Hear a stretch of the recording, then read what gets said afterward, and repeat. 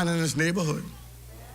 A man who heard and what God is saying in his infallible and in his infallible word on a daily basis. And you know how people could come in a ferocious way against you when you stand up for the things of the kingdom.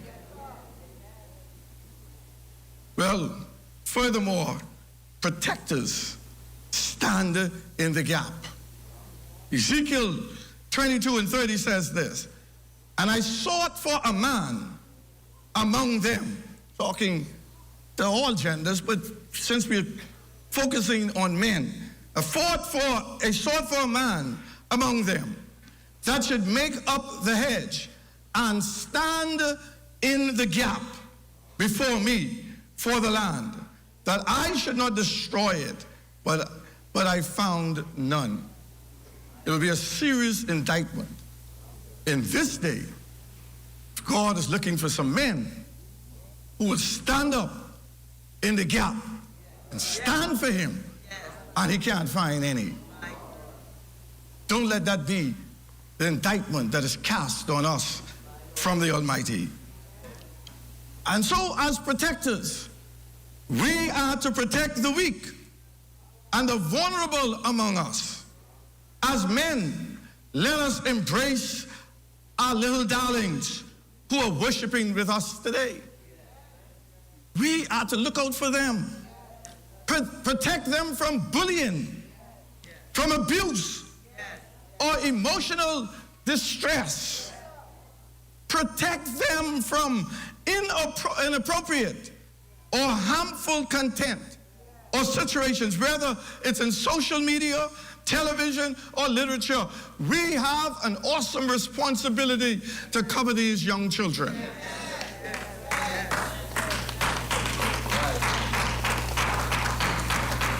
I speak specifically to your home as relates to that. But in the community, we ought to be looking out for them, protect them. And sometimes it's very disturbing when you drive the streets and you see young children walking along the way and going to school.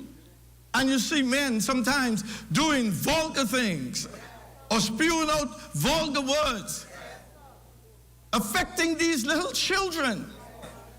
Our job is to protect them from hearing these kinds of things, obscene language and everything. We have an awesome responsibility. Men, let us embrace our purpose as protectors of God's beautiful garden. And in his garden, he has these little ones, and we need to protect them.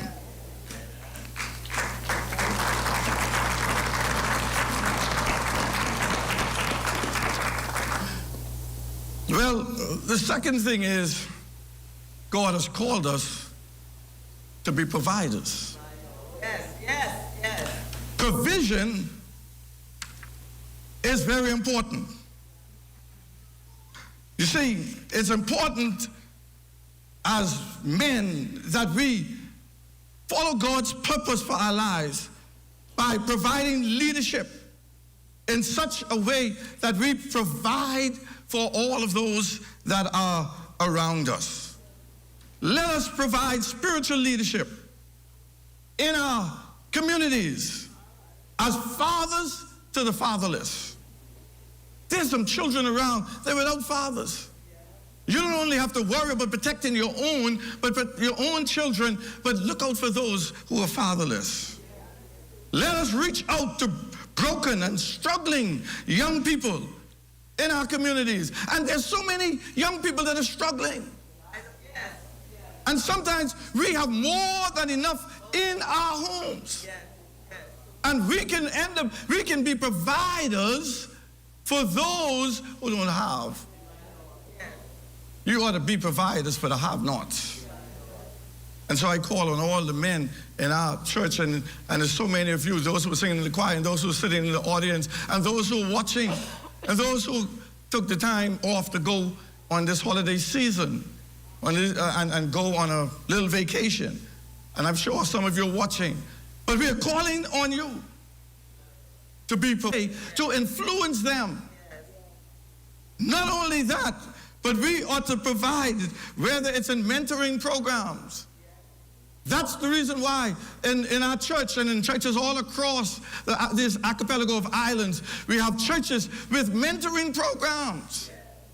And that's why we as men have to make ourselves available so that we can touch and impact lives. And with our influence, it will have great implications on these young ones that are growing up. As men, let us provide our children and young people with a listening ear. Sometimes we just push them off, but we need to have a listening ear. And a lot of times you see a lot of young children, particularly young men, and these little young children are growing up right now. Sometimes you see them acting out. It's only because they need somebody to hear them out. There are many times you see them and we just push them aside and call them rude and call them constipacious and say, oh, you're so difficult.